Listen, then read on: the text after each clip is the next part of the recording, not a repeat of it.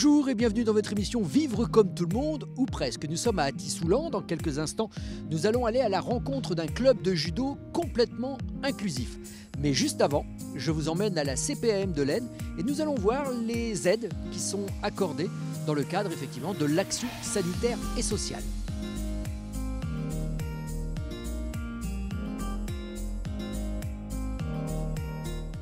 Bonjour Ludovic. Tout d'abord, il faut savoir que la Caisse nationale d'assurance maladie, son conseil en tout cas, décide d'une politique d'action sanitaire et sociale au niveau du territoire. Bien évidemment, ensuite, la Caisse nationale attribue à chaque organisme, à chaque caisse primaire d'assurance maladie, des crédits pour pouvoir venir en aide aux assurés dans le cadre de l'action sanitaire et sociale lorsque ceux-ci rencontrent une dépense qui est liée soit à un problème de perte de revenus, soit liée aussi à une dépense supplémentaire. Et donc, dans ces cas-là, ce qu'il est possible de faire, c'est d'accompagner nos assurés avec des prestations qui leur sont offertes. Alors, ces prestations sont conditionnées bien souvent en fonction des revenus de l'assuré.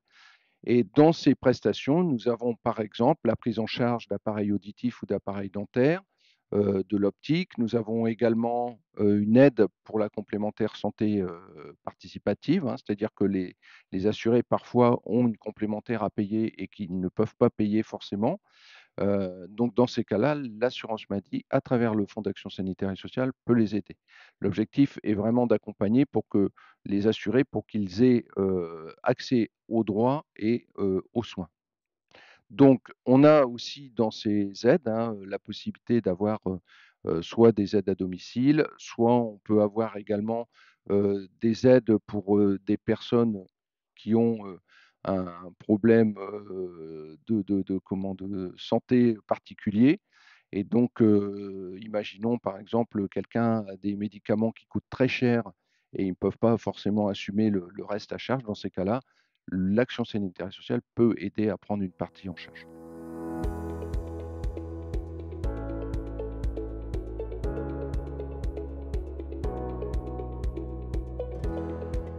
Alors, on va prendre un cas concret, Isabelle. J'ai besoin d'une aide pour aménager mon véhicule. Est-ce que vous pouvez m'accompagner et surtout, comment tout cela va se passer? Alors tout à fait, l'assurance maladie, alors déjà vous pouvez déposer un dossier au niveau de nos accueils où vous pouvez être accompagné, sur un dossier d'action sanitaire et sociale. Ce dossier une fois déposé, il va être étudié par le service, puis ensuite passé en commission. Donc la commission se réunit régulièrement et va pouvoir statuer sur la prise en charge de tout ou partie, suivant les ressources, de votre aménagement. Donc, en fait, vous avez des barèmes. Tout à fait, on a des barèmes, qui vont s'appliquer, généralement sur les, 3 derniers mois, de revenus. Après, suivant la politique locale, ça peut être aussi sur le reste à vivre, hein, c'est-à-dire qu'on va déduire les charges, des revenus pour savoir est-ce que la personne est en capacité ou pas de faire cet aménagement, par exemple.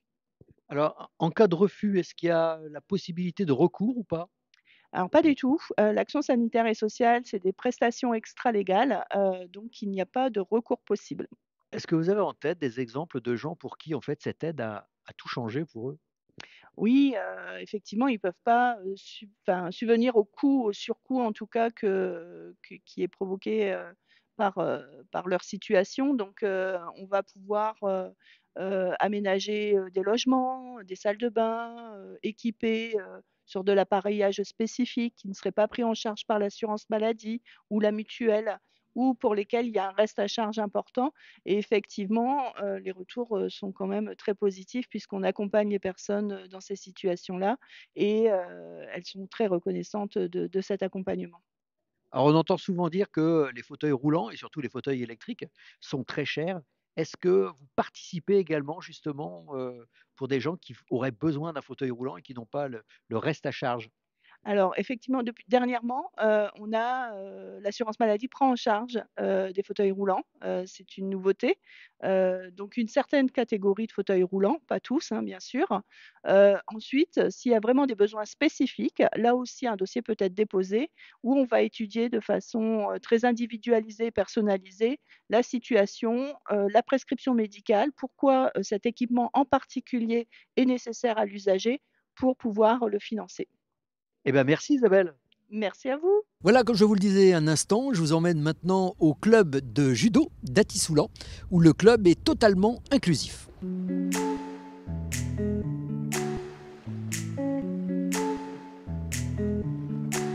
Alors Alexandre, tu es directeur technique ici de ce club. Explique-nous pourquoi cette volonté d'avoir rendu le judo accessible aux personnes en situation de handicap.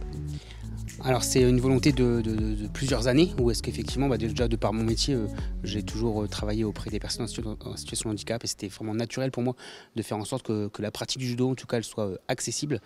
Et on a démarré par des démarches d'inclusion déjà, d'une part, où on ne s'est jamais autorisé à refuser qui que ce soit, où c'est toujours organisé pour permettre la pratique. Et puis de plus en plus, avec le temps, on a aussi développé des actions pour pouvoir permettre la pratique de plus en plus large à tout type de handicap au sein du club. Alors quels sont les types de handicaps qu'on peut rencontrer dans ton club ? Alors on a des personnes en situation de handicap mental, on a quelques enfants en situation de handicap physique, et puis on a aussi du handicap sensoriel, puisqu'on a aussi des personnes qui sont malvoyantes ou aveugles. Tu me disais il y a un instant que le pari était gagné, puisqu'en fait ce que vous souhaitiez c'était de pouvoir rendre en fait le handicap invisible aux yeux des personnes qui ne le sont pas. Exactement, c'est un club où aujourd'hui les personnes qui sont en situation de handicap font complètement partie du club, et l'ensemble des enfants et adultes qui participent aux activités que l'on propose intègrent totalement les personnes en situation de handicap sans aucune barrière, vont vers eux systématiquement, et ça c'est vraiment un défi qui est relevé pour nous.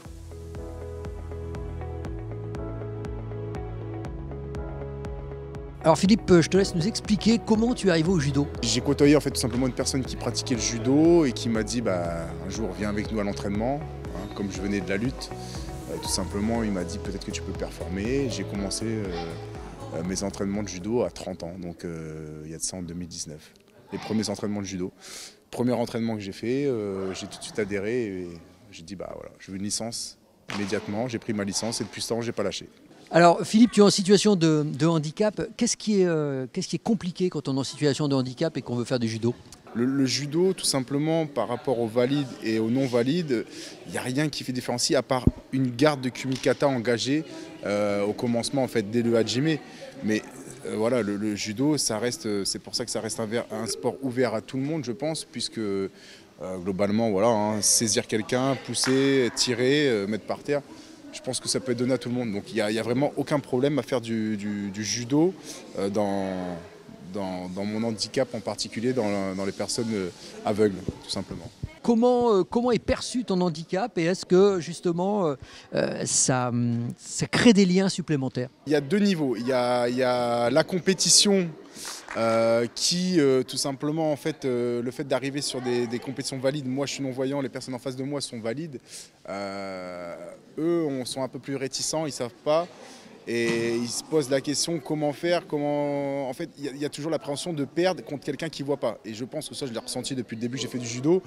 Les personnes qui sont amenées à me rencontrer en compétition ne savent jamais tout simplement, eux dans leur tête, je pense c'est tout fait, sauf que quand ils finissent sur le dos, là ils se disent ah ouais d'accord. Par contre du coup c'est différent à l'entraînement, c'est bienveillant tout simplement, les gens sont là pour montrer l'entraide tout simplement du judo, le respect, on est en plein dedans, donc les gens sont toujours là pour moi, pour m'aider, pour faire un footing pour commencer l'échauffement, pour venir me chercher pour faire des combats, pour m'expliquer les techniques. Voilà. À l'entraînement c'est complètement différent et là c'est mieux perçu du coup. Mais je pense que du coup en compétition c'est l'inverse. Alors tu es l'entraîneur, comment on entraîne une équipe de personnes en situation de handicap ? Comme des enfants normaux et des adultes normaux, juste avec un peu plus de patience, d'envie et de plaisir, parce que rien que les entendre rigoler et sourire, c'est un pur moment de bonheur.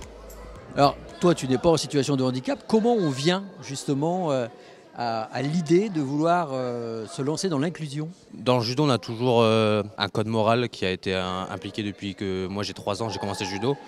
Et naturellement, je me suis toujours tourné vers les personnes en difficulté, donc que ce soit en situation de handicap ou pas, qui ont un peu plus de mal. Et du coup, ça m'a tout de suite plu dès que j'étais au collège d'être enseignant pour personnes en situation de handicap. Donc c'est devenu naturel. Quelles sont les relations entre les personnes justement valides et les personnes en situation de handicap ? Au club, on a réussi à les inclure. Donc au début, c'était compliqué par rapport au regard de certaines personnes. Mais au fur et à mesure, ils sont devenus même un peu des mascottes, on va dire. C'est le pur bonheur de voir, de remarquer l'influence qu'ils ont sur la vie du club, parce que du coup, ils ont vraiment une vie dans le club qui est très importante pour nous. Alors on a vu Philippe il y a quelques instants. Lui aussi, c'est votre fierté? Oui, très grande fierté. Surtout que depuis qu'il est arrivé au club, on a réussi à le faire évoluer. Voilà, chercher mon mot, désolé. Et même lui, l'inclure dans un cours normal, qui n'est pas toujours facile, parce que du coup, faut se rendre compte qu'une personne aveugle, pour trouver des partenaires au niveau du judo, c'est compliqué, parce que du coup, au niveau force, c'est pas du tout la même chose. Surtout que Philippe, c'est un beau bébé, on va dire. Mais une fierté, parce que du coup, le travail paye, et que maintenant, il est ceinture noire depuis ce week-end d'ailleurs. Donc, et sélectionné en équipe de France plus d'une fois. Quelle est l'image que donne votre club sur les autres clubs justement de la fédération? Parce que c'est rare de retrouver des clubs d'inclusion comme le vôtre. Dans l'Aisne, je crois qu'on est un des seuls à avoir autant d'inclusion. Nous, c'est le but de montrer aux autres que c'est possible que des personnes en situation de handicap puissent faire du judo. Et qu'importe le handicap, parce qu'on a même des personnes paraplégiques qui sont sur le tapis à l'heure actuelle. Mais dans les Hauts-de-France, on est quelques-uns à s'entendre. Et d'ailleurs, on va bientôt dans un autre club voisin à Saint-Gain-en-Mélantois pour discuter de tout ça et mettre en place un entraînement commun. Voilà, cette émission est à présent terminée. Merci à vous de nous avoir suivis et on se retrouve la semaine prochaine sur Wave.